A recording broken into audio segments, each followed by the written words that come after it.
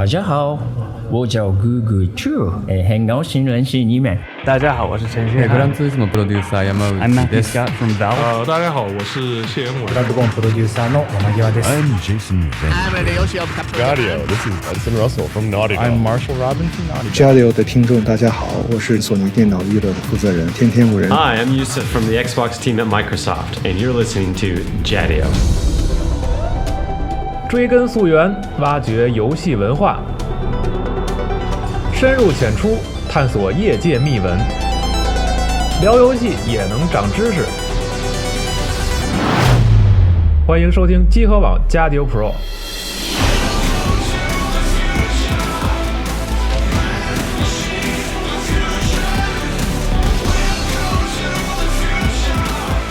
朋友，你再也不用担心被节目安利的时候找不到那个游戏了，你也再也不用担心因为主持人的英语不好而听不懂游戏名称了。机核网新版官方网站终于上线，边听边看，风光无限。3w.g-coreis.com， 我们不见不散。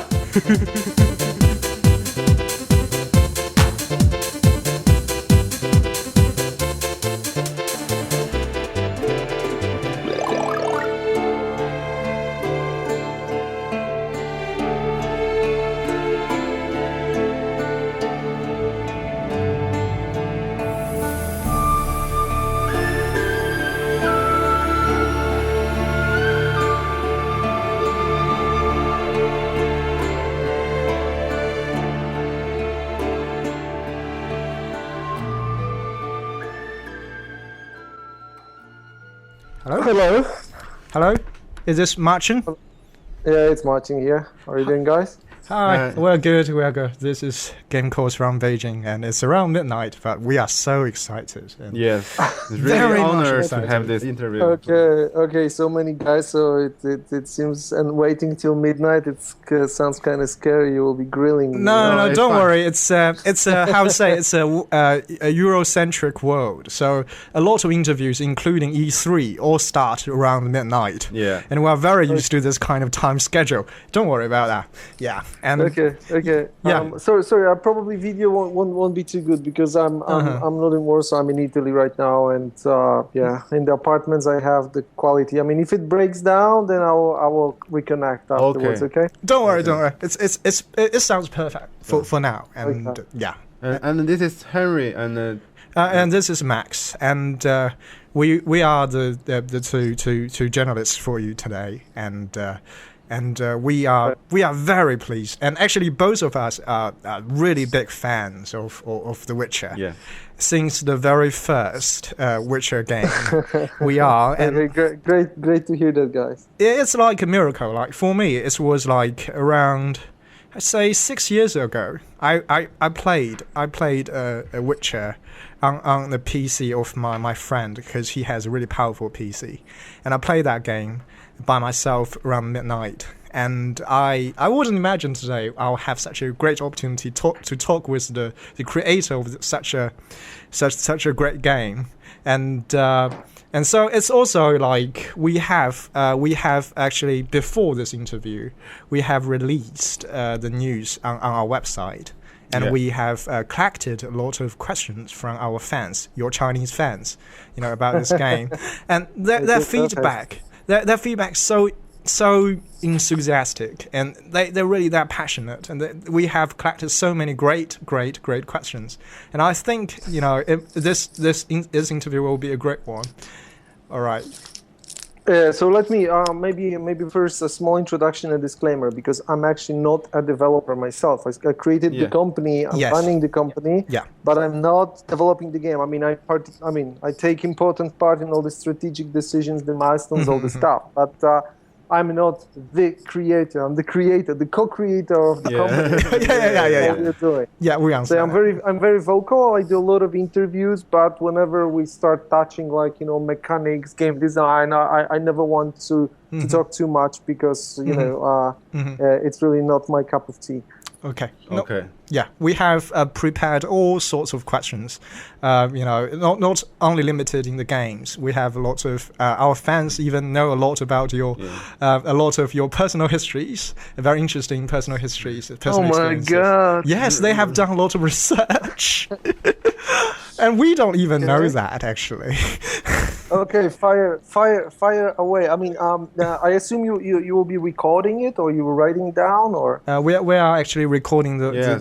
Okay. Yeah, we'll do a podcast after this, and we will translate. We'll translate most of your words into Chinese, and we'll do this part. Yes.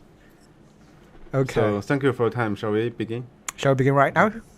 Yes, ready when you are. Okay. All right. So we actually first about yourself. When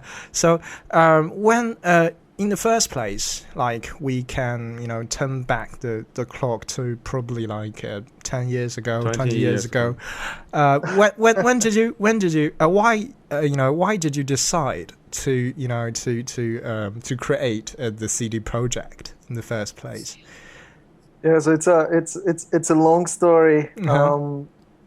It all started when I was a teenager, and my father gave me a Spectrum computer, ZX Spectrum by Sir Sinclair. It was a great British machine with 48 kilobytes of memory. And back in the day, the floppy disks, so to speak, at the Spectrum time, they were a very expensive thing, and the most common way of at the time swapping software between friends was on the audio tapes. So like I think a lot of your listeners of the podcast will have to type in what's an audio tape, and they'll be probably redirected to some museum pages. But like audio cassette, and then the sound was recorded. That was the first. So I got the computer and 6 cassettes with 6 games.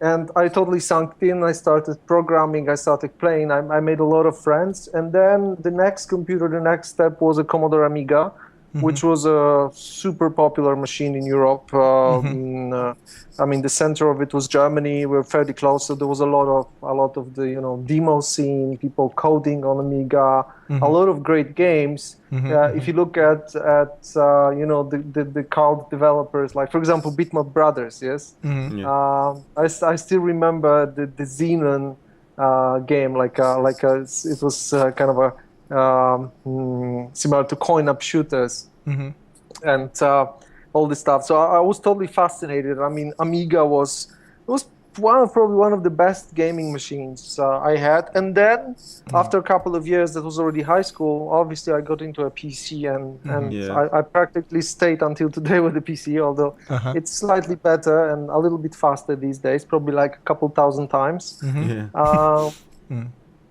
I made a lot of international contacts. I was on the BBS, so the bulletin board system scene. I was changing software. I was trading. At that time in Poland, we didn't have copyright law, so actually any way it was like emerging from the deep socialism. Any way of obtaining software was pretty much going to a weekend games market and exchanging it from your friends, because there were no stores, there was no way to buy it. I became kind of a popular guy with that. I knew all the people around the world. That's actually how I learned my English. I was talking long hours on the phone with all my colleagues from different countries.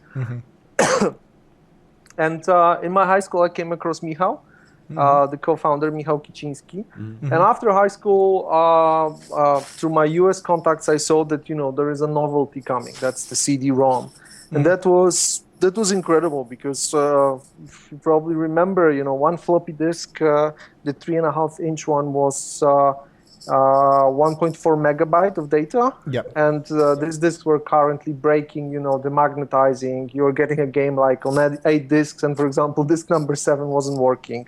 It was, at a certain point, it was a big frustration and a huge barrier, technological barrier of pushing the development of gaming and computing forward. And then the CD-ROM came, and suddenly 650 megabytes on one media. So I started, I got all my savings, like a couple $100, and I imported probably one of the first CD-ROMs to Poland with some software. And I got a few games just to play, and Michał saw them. we started talking about it. We got totally into it. Games which were from the very beginning using the graphics and the audio, which was possible to fit on the CD-ROM. I still remember it. It was The Seventh Guest. Was incredible game, and actually we have it on GOG.com. And Mad Dog McCree. So that was from American Laser Games, a company from New Mexico that was doing a huge coin-up cabinets where pretty much parts of digitized movies were rolling, and then depending on, I mean, if you were shooting at a guy and you shoot him successfully, then another piece of the digitized material, like the scene where he's falling from the roof, something like Dragon's Lair, if you remember this one. So these were the first things, and we immediately thought that, wow, I have contacts. Michał is pretty good at selling things, and he had a few booths on the local gaming market. So I started importing the games, and Michał started selling them. It became super successful because we were the first in Poland to notice that CD-ROMs are the big game changer. And 3 months after, we started the company. I mean, it sounds big, but it was just two guys. Because starting a company, you know. Yeah. So these days, starting the company, it means you have Silicon Valley venture capitalists giving you millions of dollars. Yeah. We had one old PC. Michał had $2,000, and his friend gave us a room for free in the center of Warsaw on a very high 4th floor. Yeah. We started importing games, so we were importing the quantity between 1 and 2 units per title, not to get with overstocks. It was all fitting in one tiny case, and that was the whole business. But it was selling like hotcakes, and it was a dream coming true, because first of all we had good business. We were able to make money for just having fun and relaxing. Where we were young guys, just started studying. And then second thing, we had access to all the latest games. And I still remember I found somewhere a scan of an old press ad, probably one of the first we had. And our working hours were from 10 a.m. to 4 p.m. And I started laughing when I saw it, because I thought, probably from 4 p.m. we were playing till early morning, all the games we were importing. So that's how it all started. Okay, so that's because your business is mainly like the CD-ROM focused, so that's why you call your company CD Projekt, right? Exactly. Okay, I see. So before you really start producing games, you started your business under such a condition, and so when did you decide to produce games yourself, the game you want to produce, and before you made such a decision, how much do you know about such an industry, the video game industry? Okay, it was the dream was always there. Since we started playing games with Michał in high school, and we are actually known for skipping classes together, because then we're playing games together. Okay. The many teachers told us this. Well, you always are absent at the same time.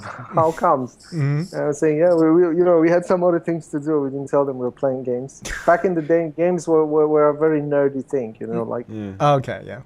Normal people didn't know mostly what were games. So it was always a dream, but we are realistic. We didn't know how to do games, but most of all, we didn't have any money whatsoever. The $2,000 of our initial capital probably lasts through a month for maybe a few people.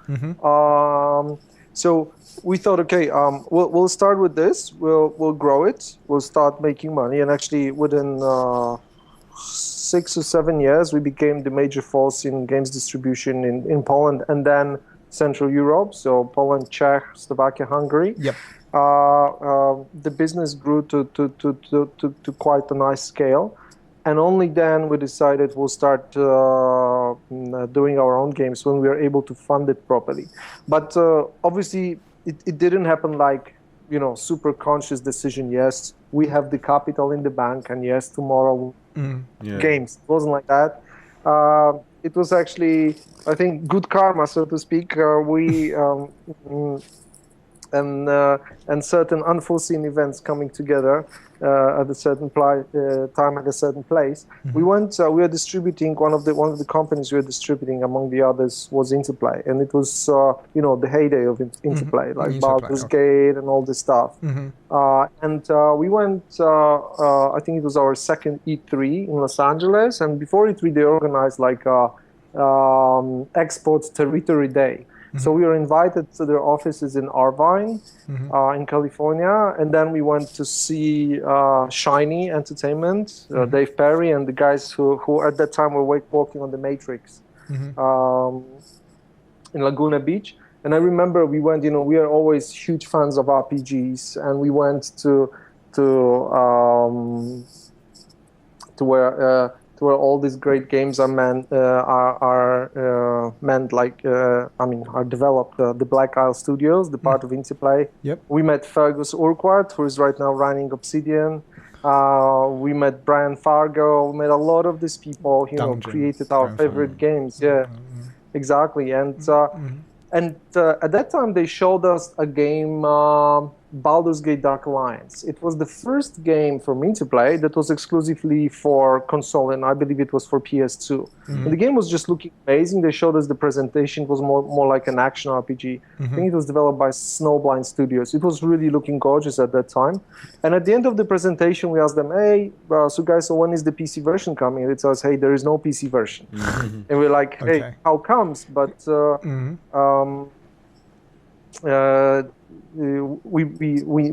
they knew, and obviously we knew very well that the Polish market was, 95% PC. So if they were coming just with the PS2 version, we wouldn't have much sales out of it, and it would be a huge opportunity going to waste.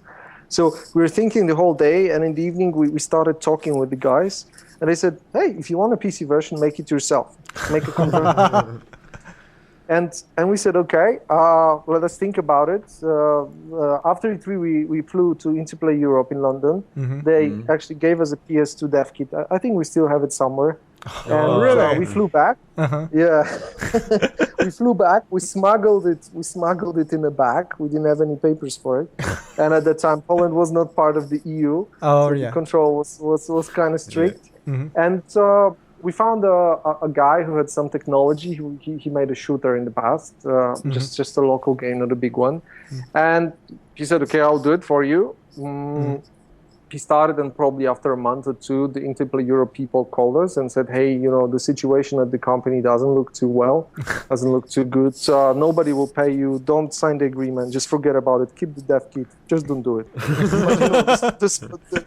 I mean, honestly. And that was the time when Interplay started really falling apart. Yeah, because of French guy. Afterwards, Interplay is still there, but it's just a couple of people and mostly owning the rights. But that was actually the demise of Interplay, the beginning. And as you remember, Interplay was the powerhouse of all the RPGs, of all the big PC titles. Yeah, Fallout, Baldur's Gate. So we sort of caught the ignition at that time. The sparkle was there, and we started thinking, okay, we have it already. I mean, we started working. We found a guy, and then somebody told us that the rights to The Witcher are available.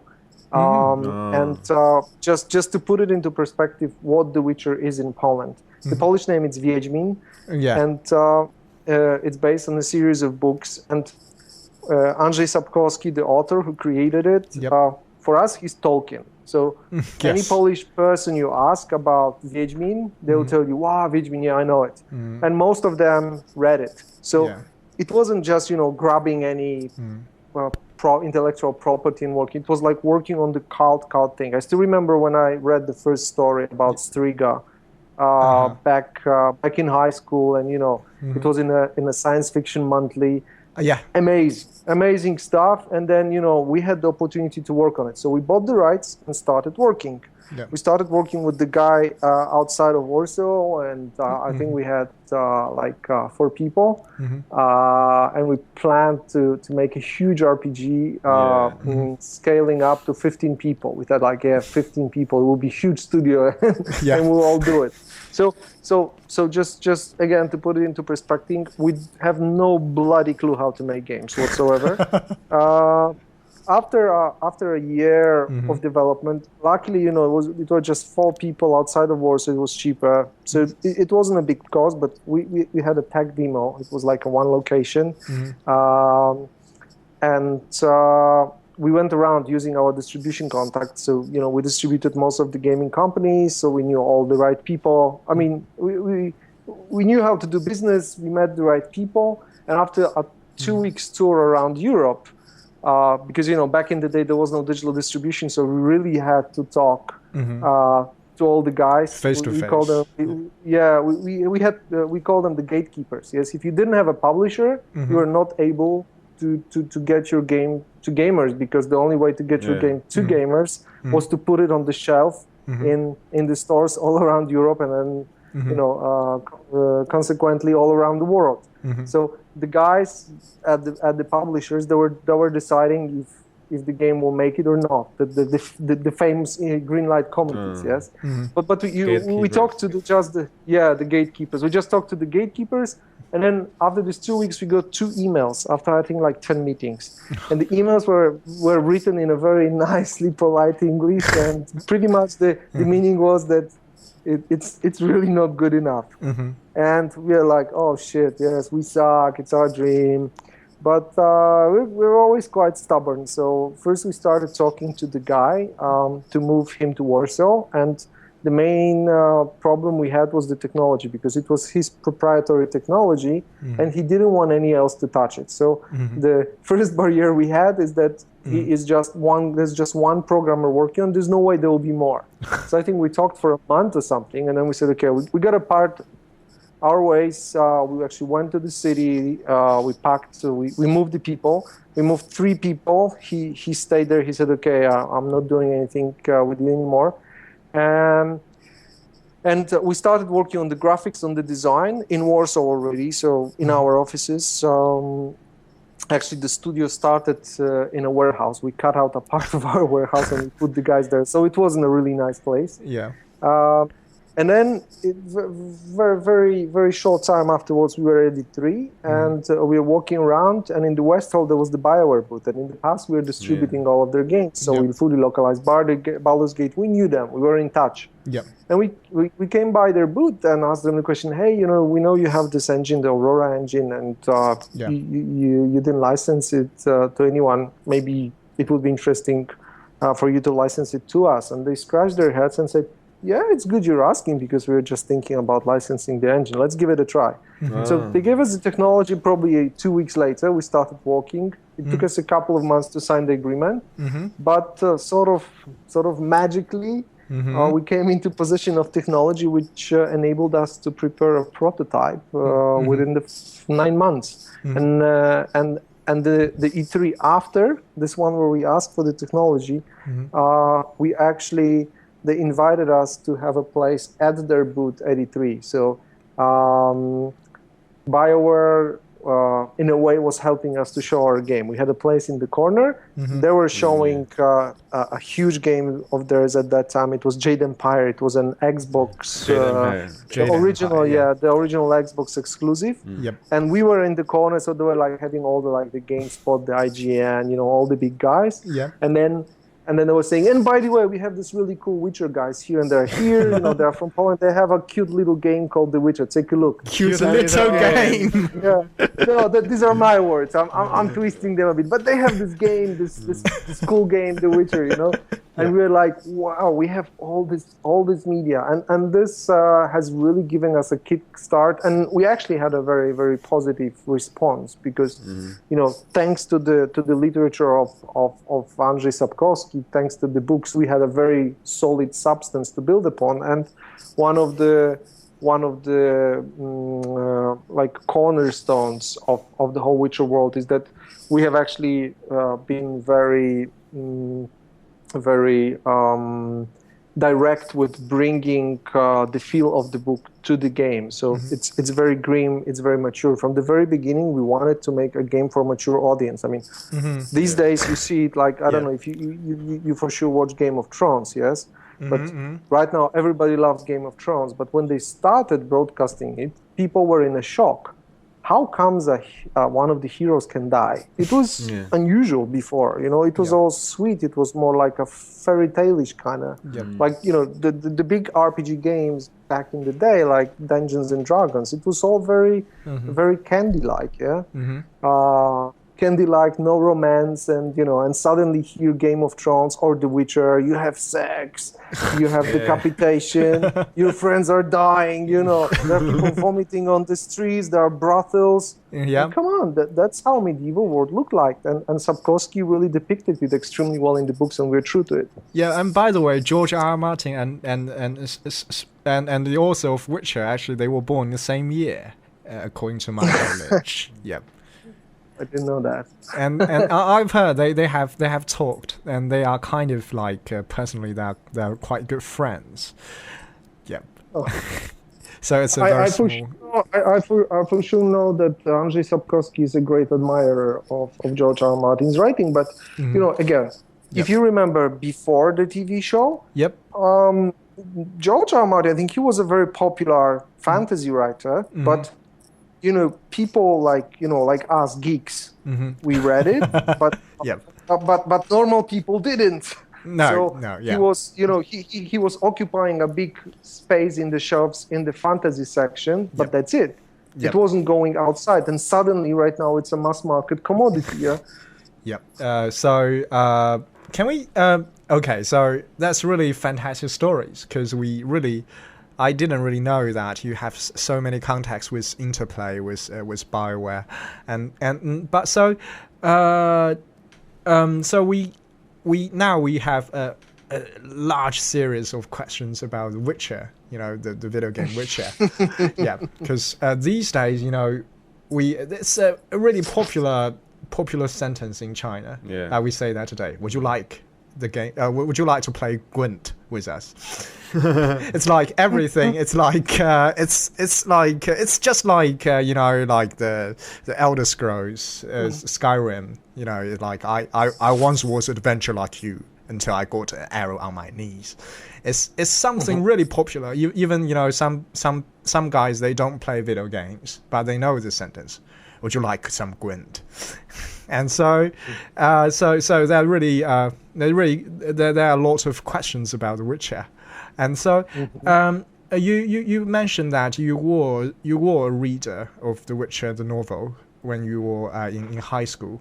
So and so you started making this game, but we can see that the first Witcher game, it's like it's like a medium sized world with with limited areas designs, different stages. We have a lot of stages, but we go between different stages. We have to, have a loading screen over there. And then we got to, the second series, the Witcher 2, the Assassin of Kings. And then we have like different stages. The first stage in Flotsam. The second stage, like we have two lines. The chapters. The chapters, different chapters. And then we come to the third one. Then we have like massive open world sandboxes. And it seemed that the world of the game Witcher is enlarging, one after one game. And so would you like do you think this kind of because it means a larger game probably means more efforts, more strength, more investments in the game. So would you think this kind of efforts, to make this game better and better, make the world larger and larger, a risky decision? Do you think it's really risky to do so? And if you think there is kind of risks over there, why did you still want to have a try? Yeah, but I think I should actually revert this question, and I should ask you. And do you think it was worth it? Well, definitely, absolutely, it is worth it. Okay, and I think you got your answer here. no. But I can. Okay, I'll give you. But yeah, that's what I wanted to provoke. Okay, yeah, I see. I think, ultimately, we are trying certain things, and if we wouldn't try, it would be boring, and it wouldn't be ambitious, and I think we wouldn't be who we are. Yep. So we always try to do new things, and I think it's the nature of a vast majority of the developers. Yes, maybe they improve some parts of the game, improve mechanics, but this is the nature of the creators, to make things better, to deliver new things. Yep. And as you see, and actually I think you described the sort of development. Yep. Or development of our development fairly correctly. As they say, Rome wasn't built in a day. And I think it's really important. So if you look what we have achieved in the last 10 years, shows that we were very brave from the beginning, but we never really decided to rest on our laurels. Yes, we never said, hey, fuck, it's good enough. Let's leave it as it is. Let's make Witcher 3 the same as Witcher 2. I think still, probably Witcher 2 was a great game, and so was Witcher 1. But if I talk within the studio, for example, at a certain point, we had some ideas. Hey, maybe we should take these two games to the new consoles. Yes, I mean, obviously. And Witcher 1, it's super hard, but maybe Witcher 2. But then a lot of people in the studio say they're old, that they are a part of who we were back in the day. We are different now. We want to do new things. Yep. We know more. We are more experienced. So if you see like Witcher 1, the main challenge, the first and foremost, hey, make a game and finish it. That's the first challenge. That's like, hey, we've never made a game before. So let's make one. Let's make it as good as we can. Yes. And on top of it, we're using somebody else's technology. What at the beginning was great, but after 5 years of development, we've actually have rewritten around 90% of the Aurora engine code. So what we had was a kind of monstrosity. It was 10% of the original code and backbone, 90% of our code. Yes. The technology, already when we licensed it, the engine wasn't one of the newest. So, the sort of the processors were multi-core, starting to be multi-core. And then the whole engine was like, when we were cooking a build, we had to really put it together in a very laborious way, using different tricks and sometimes even hacks, so to speak, to make it work. Because it was an automatic cooker. So that was the first thing.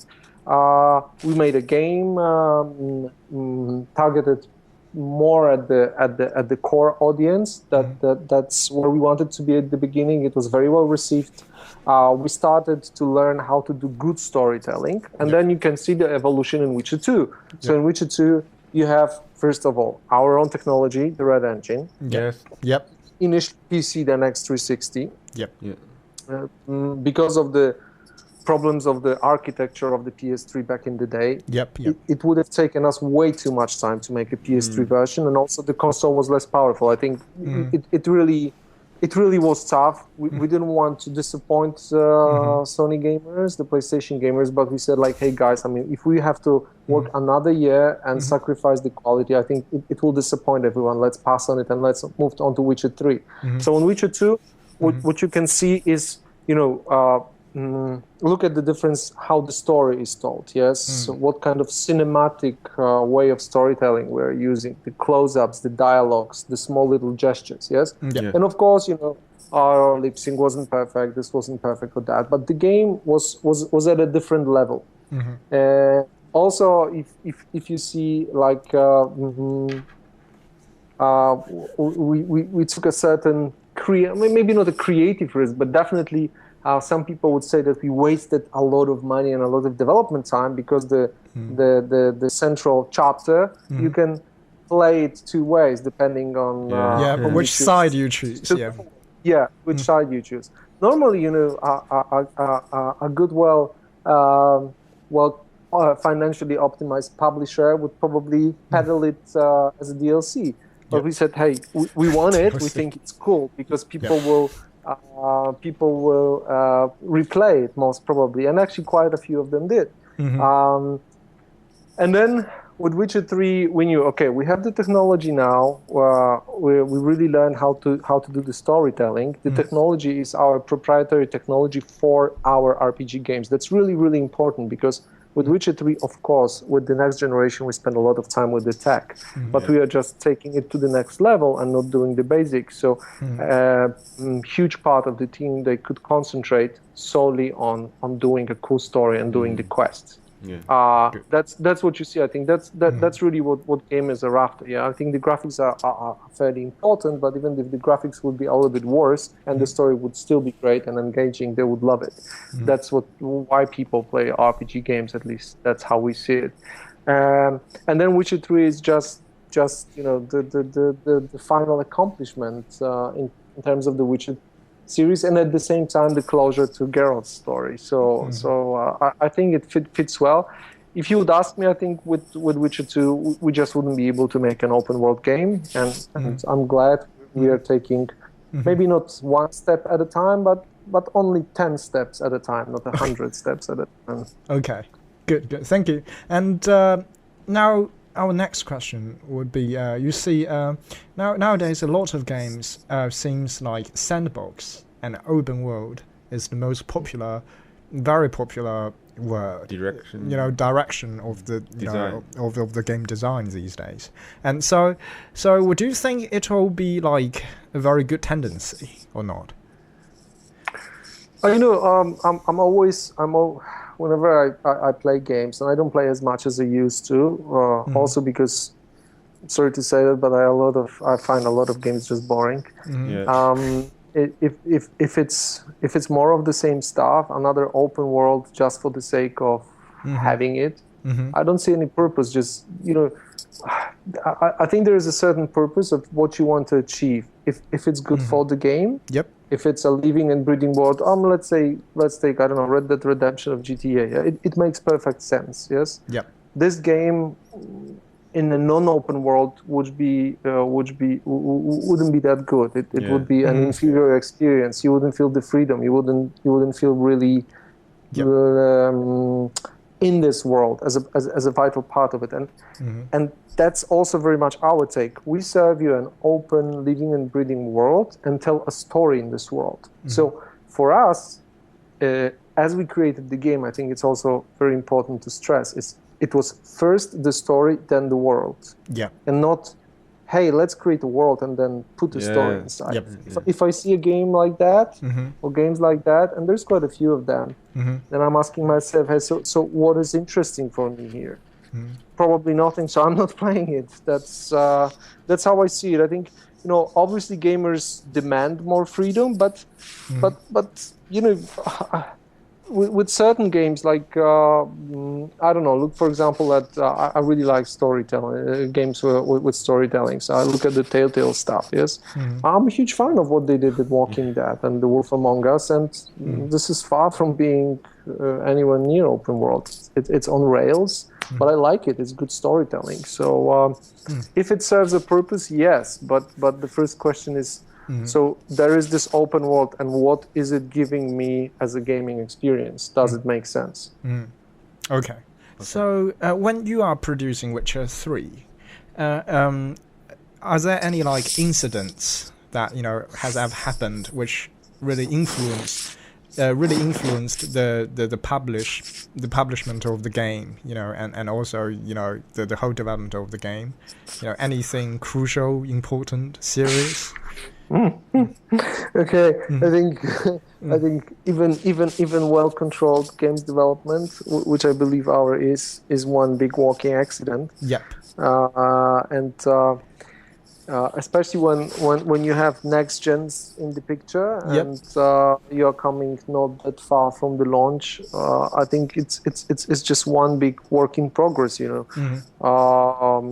A year before release, the game was hardly working on any consoles, the code, and then we just spent ages on optimizing it and pushing the max. And the accidents, one day they tell us it runs on 2 frames per second. And we are like, holy crap. And then on which console?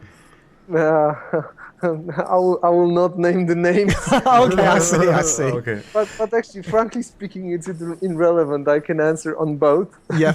Okay. And then for 1 month they have an increase of, I don't know, a few frames per second, and we are like, oh my god. And then something happens over the weekend. A guy comes with a genius idea, fixes 2 bugs, pushes an optimization, and it runs at 22.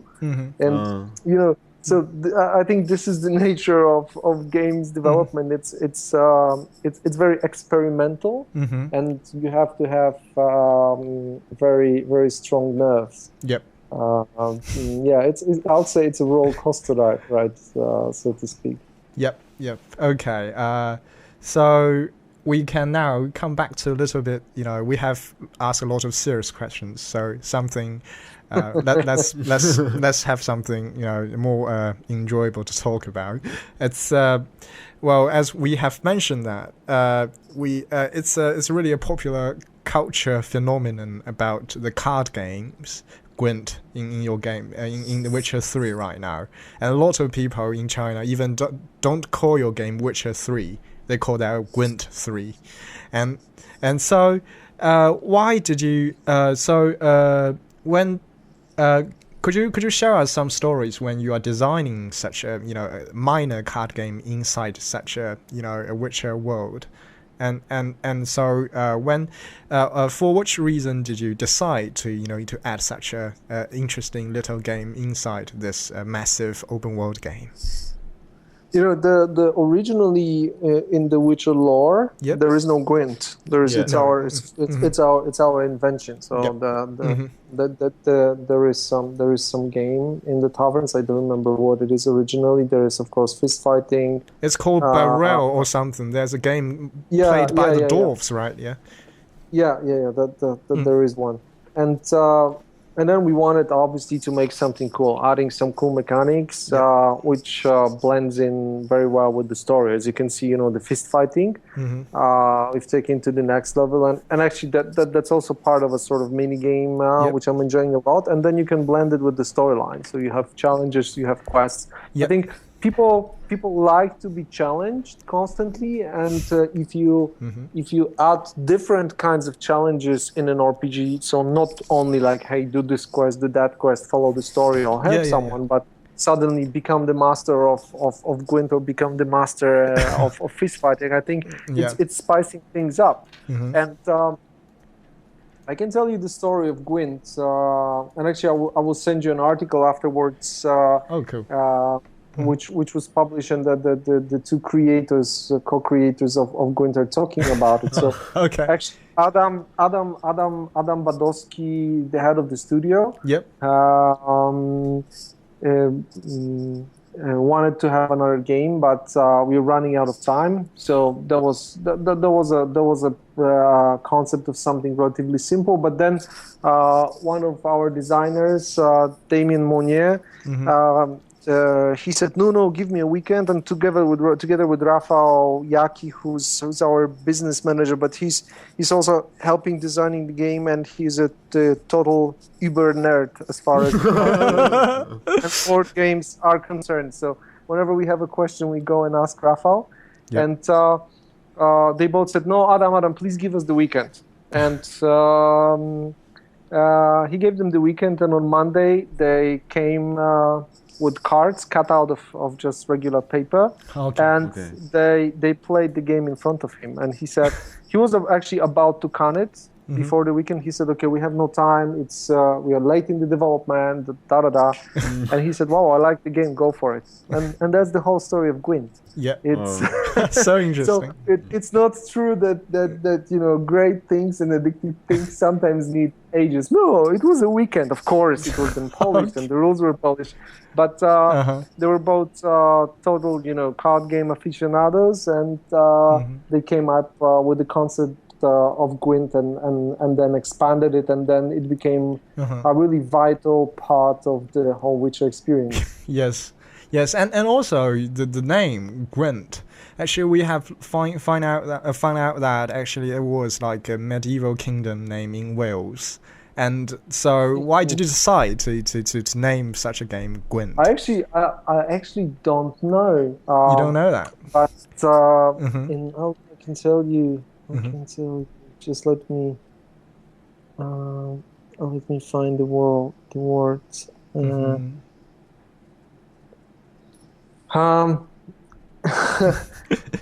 Polish, the name, because Polish name is not Gwent but Gwint. Gwint,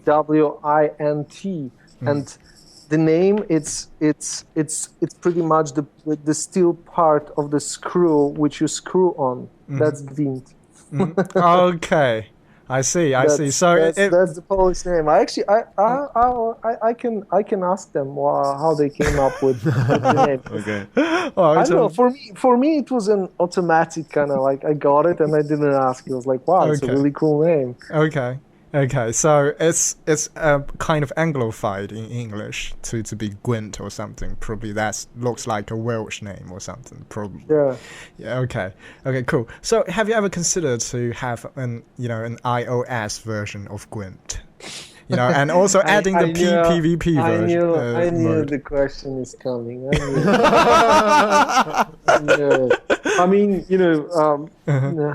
of course, after the bazillion of emails we've considered, but it's too early to talk about it.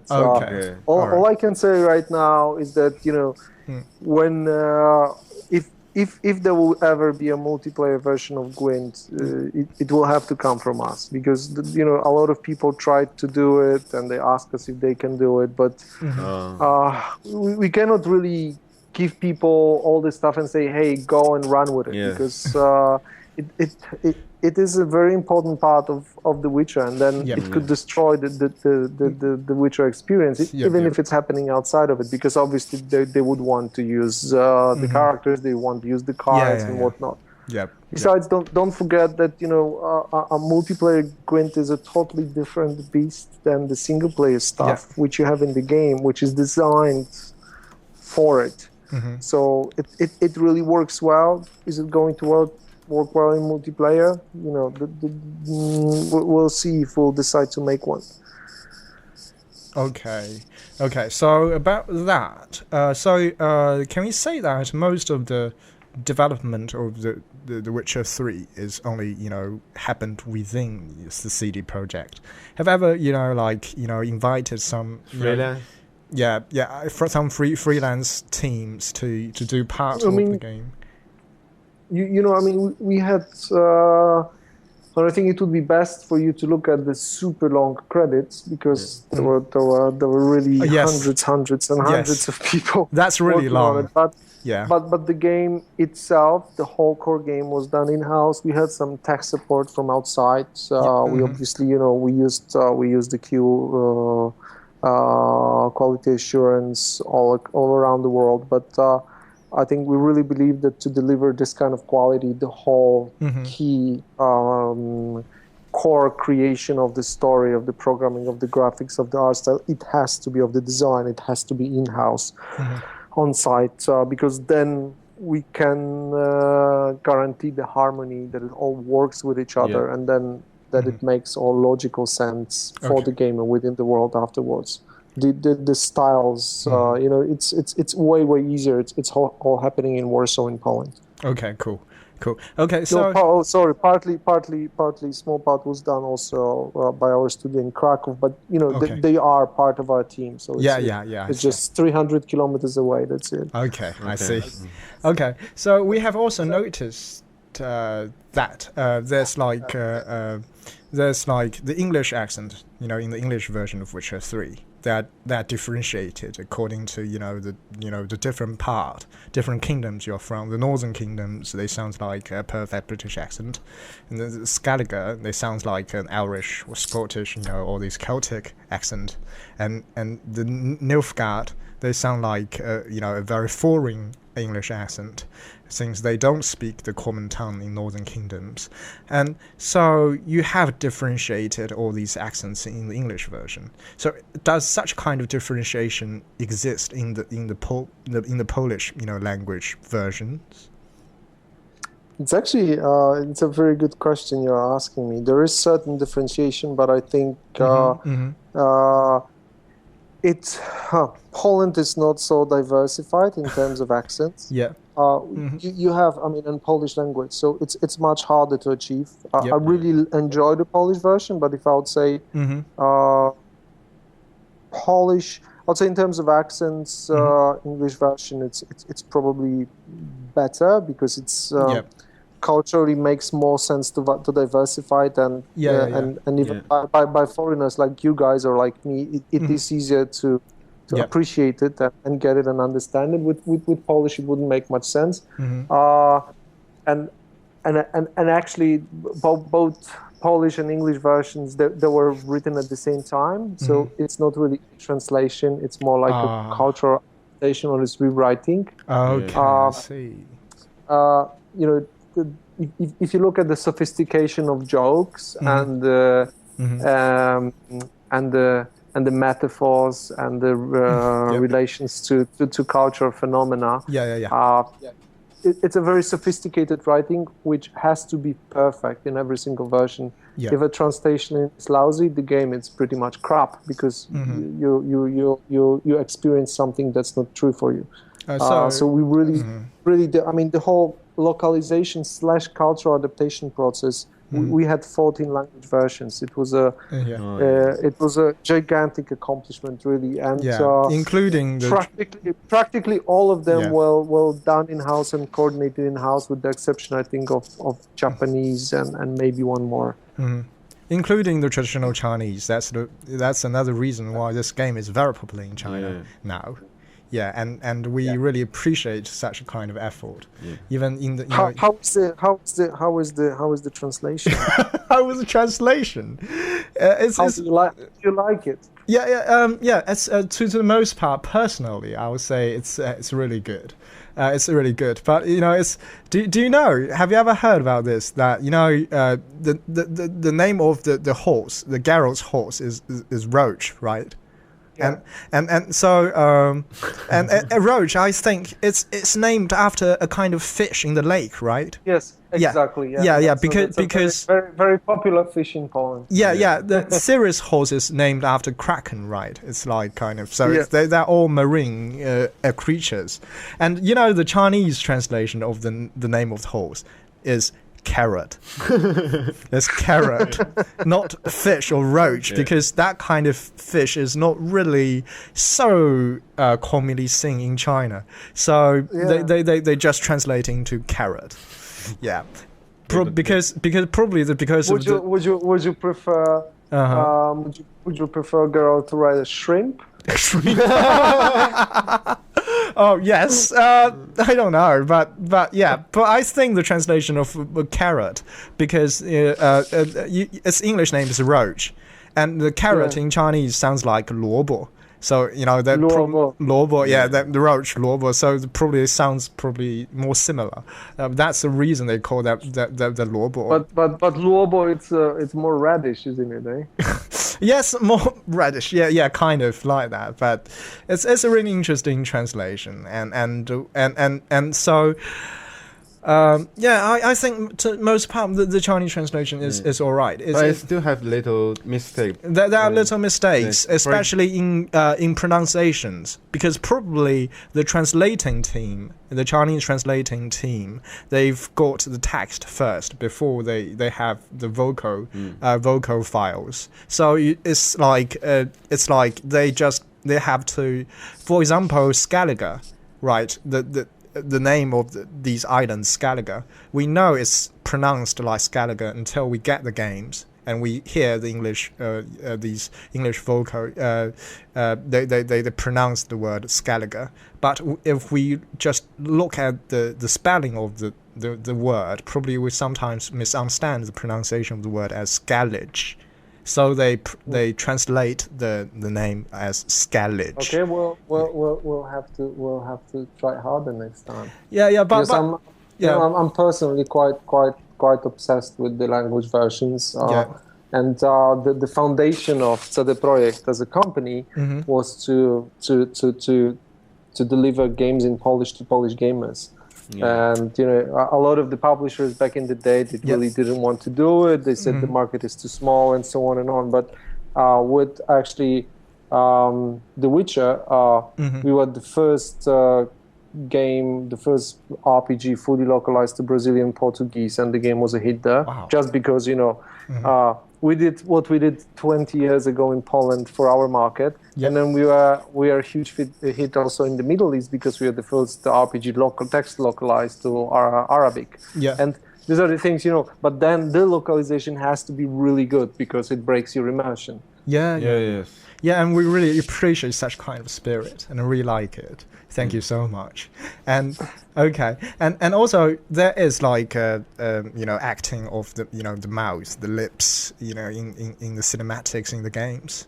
And you have also mentioned that the English version and the Polish version, they are like written separately, parallelly. So the acting of the of the lips, of the tongues, of the animations of the facial animations of Geralt, of Ciri. So this kind of acting is dependent upon English version or Polish version.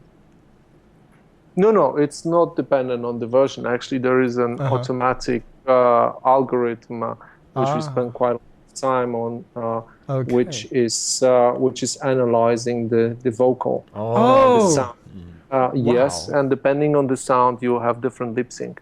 And of course, the sort of louder and clearer you speak in a given language, then the better the effect on the screen will be, because it's just computer. I see. So from what I heard, the best version with regards to the lip sync, because of this algorithm, is the Japanese version. Really? Because they have the most professional cast voice team, I think. I think they have very professional cast, but then I think that the language generally, the phonetic fits very well with what the computer analyzes. I don't speak Japanese, so that's I'm only repeating what I heard, but it makes sense. But if the language is more like coming together, like obviously this is harder. So some phonetically, some languages are clearer, and some of them are more messed up and muddier. Yeah. Great. And we're really looking forward for the Chinese version. Chinese localization version, because we only have the text localized for now. But probably in the future, because the console, Xbox One and PlayStation 4 has just got legalized in China, and we can legally purchase it, because it's have been forbidden for a very long time. So we have a lot. So now we have a few games on the list, which is we have the local cast voice team for now, and probably we are looking forward in the future that the game developed by CD Projekt will have the local Chinese vocal version as well. We would definitely love to do that, and we were in discussions about it. So we heard about it right after the Xbox launch, and I was even in Xiamen because we got we got. I was at the award ceremony. We got one of the awards for one of the most awaited games on console. But actually, the whole timing, especially going through the governmental approval process, was so long. We just had with this size of the game, we would be releasing 6 or 8 months later, and it just didn't make sense. So with the next game, I'm sure we'll do it, and we definitely will do the simplified version as well. Thank you. But my dream is to have full Chinese voiceover. It's all be our dream. We see it. Would be great. Yeah. Like Cyberpunk. Yeah. Of course. Yeah, of course. Okay, so we now have like this interesting question. It's about culture, different cultures. According to a lot of for Asian players, including Chinese, Japanese, Korean players, most female characters, most female figures in the most Western video games can hardly be called attractive. For instances, if pardon me, I might mention the name Bioware. Yeah, it's like for us, they have really interesting, attractive personalities, but not appearances. But in your game, probably only in your game as the only Western RPG games I've heard, that we even Asian games can confidently say the most of your female figures in the games are very attractive. Yes. Henry is a fan of Siri, and I'm a fan. Triss. Yeah, and Triss, and I'm a fan of Yennefer. Yes, we fought each other after we got drunk about that. The figure of Triss is kind of like the Asian female. Yeah, it's it's really have the sophisticated, lovely details. She's my favorite. Okay, Henry wins this round. Yeah. Okay, yeah, and so it's like, why do you think there's like kind of gap between the idea of the standard of beauty in East and West? And and also why do you think the design of the female figures, your design of the female figures are so widely accepted in Asia? That's a really good question. I think the first answer.